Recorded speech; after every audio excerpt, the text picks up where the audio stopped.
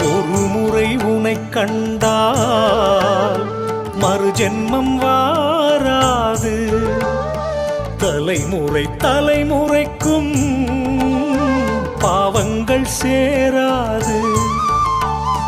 உனக்கும் உயர்ந்த ஒன்று உலகினில் கிடையாது.